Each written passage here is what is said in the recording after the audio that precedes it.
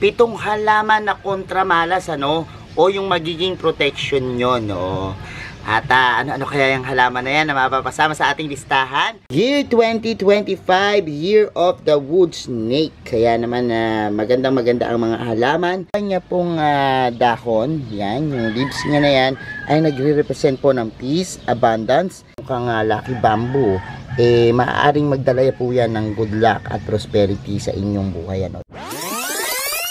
Hello everyone! This is Sir Misunao of Mini Dino Park and Eco Garden, and welcome back sa ating YouTube channel. And for today's video, maswerteng usapan na naman tayo, no? Kung nakaraan po, binigay ko sa inyo yung 7 halaman na talagang humahakot ng swerte sa 2025. Ngayon naman po ito, 7 halaman na kontramalas, ano, o yung magiging protection nyo, no? At ano kaya yung halaman na yan na mapapasama sa ating listahan na talaga naman dapat meron kayo, no? Tingnan nyo pong mabuti sa ating pagbalik. Kaya kung ready na kayo mga ka-MDP, tutok lang po.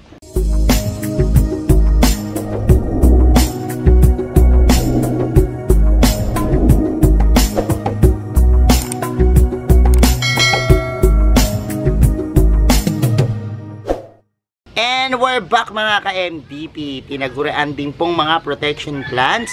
At syempre kapag halimbawang tinaboy nila yung mga negative energy, syempre tsaka papasok yung mga positive energy na magpapaganda at magpapaswerte sa ating buhay.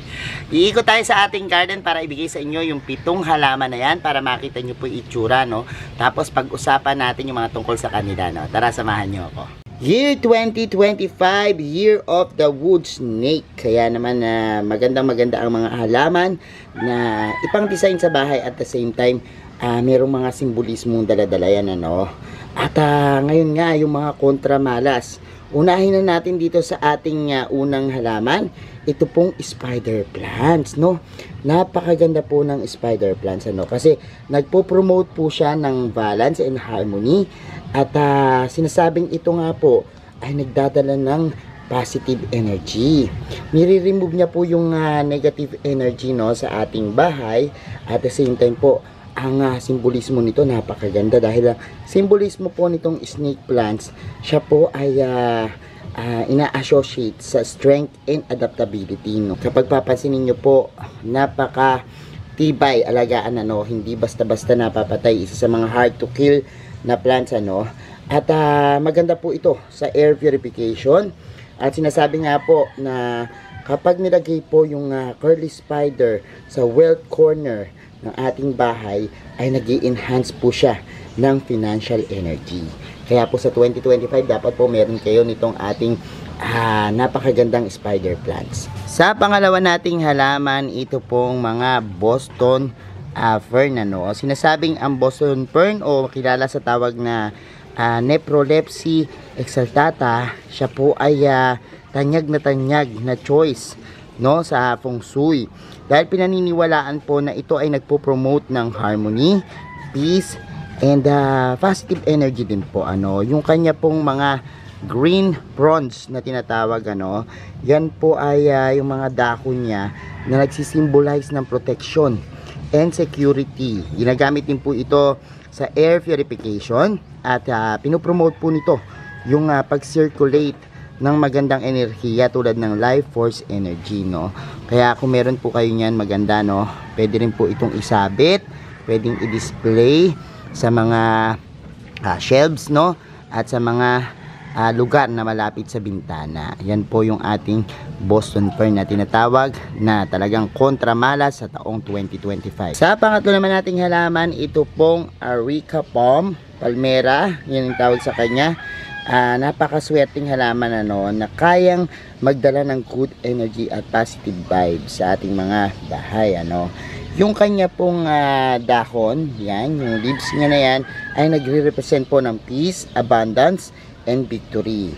Pansinin po natin, naka-open po yung kanyang mga leaves, ano, na parang fan-like shape, ano, na sinasabi nga po na yan ay sumisimbolo ng sense of optimism o yung pagiging magandang pananaw sa buhay, ano. Nang sa gayon po yung mga negative vibes, negative energy ay mawala at maitaboy, ano. So yan po yung ating palmera. Maganda rin po ito sa mga corner ng bahay at sa mga lugar po, ano, na talagang malalaki yung space dahil yung dahon niya po ay lumalago at maganda po yan sa mata dahil napakalamig tingnan kapag meron po kayo nito, no. Sa pang-apat nating halaman, itong halamang Forever Rich. Nakakita na ba kayo niyan? Kasi marami nitong variety, no. Merong isa yung green na mahaba ang dahon, ano. Pero this one, ibang variety naman po yan, ano, ng Forever Rich. At sinasabi nga po na itong halaman na ito ay nagsisimbolize ng wealth and prosperity, no. Maganda rin po siyang gamitin sa ating bahay para ma-improve yung ating pagtulog, no, para makakuha tayo ng better sleeps, ano. At ginagamit po siya sa loob ng bahay at ilagay nyo lang po siya sa semi-shaded na lugar or bright area, pwede po yan, ano. At sinasabi nga po ito, nakita nyo po yung design ng kanyang mga dahon, may mga parang bilog na sumisimbolo at nagre-resemblance sa kaperahan, and yung mga pagdami po nung kanyang mga parang sibuyas, no, na pinakaugat, bulb na tinatawag, yan din po ay prosperity, no. At yan po, nakakapagtaboy siya at nakakakontra ng kamalasan na maaaring maganap sa ating tahanan. Yan po yung ating Forever Rich. Sa panglima naman nating halaman ay ang mga snake plants, no. Kasama lagi sa ating listahan ng masuswerteng halaman, pero nagsisilbing protection din po, ano, yung kanya pong matulis na pinakadahon. Yan po yung nagtataboy ng negative energy, no, na magpapaalis po sa kamalasan na nananatili sa ating bahay, ano. Sa pungsoy po, ang snake plants ay sinasabing mayroong positibong epekto, no. Yung protection niya po na tinatawag, yung purifications, paglinis ng hangin, yan po. At syempre maganda po sa wealth and health na rin, ano. Yung kanya pong tall and upright na pagtubo ng dahon ay sumisimbolo ng growth, strength, and resilience, no. At ito po napakaganda at sabi ko nga, ito siguro yung masasabi kong plants of all season dahil never siyang mawala, no, sa trend. Itong napakaganda nating snake plants, marami pong klase yan at pare-pareho po yan na magagandang alagaan, ano. Kapag snake plants po ang pag-uusapan, maraming benepisyo at maraming magagawang maganda sa ating buhay. Sa pang-anim nating halaman, ito pong mga tea plant na tinatawag, ano. Yan pong tea plant, familiar kayo dyan, ano.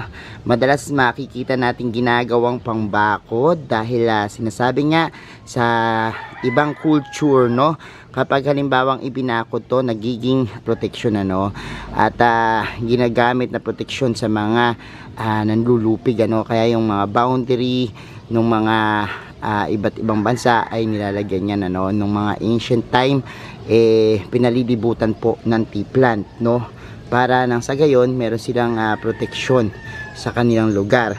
At ito po isang good luck plant na tinatawag at nakakapag-attract ng good fortune and prosperity na rin po, ano.